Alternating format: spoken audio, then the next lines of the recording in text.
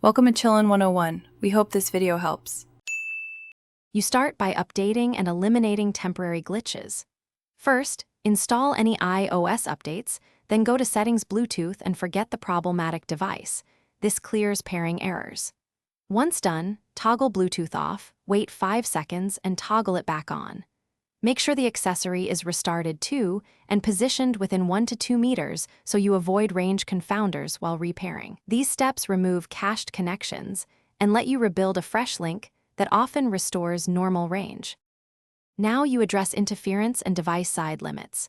Temporarily turn Wi-Fi off or enable airplane mode while re-enabling Bluetooth.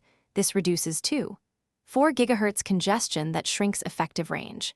Next, update or factory reset the accessory if it supports firmware.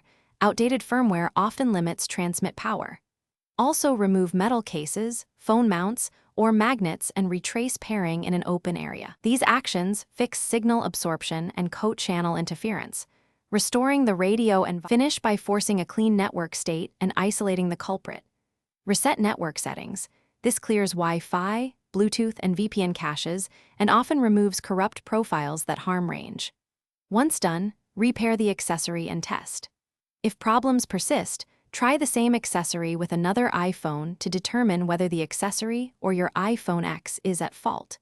If the accessory fails on multiple phones or your iPhone fails with multiple accessories, seek Apple service or the accessory maker's support under warranty for hardware repair.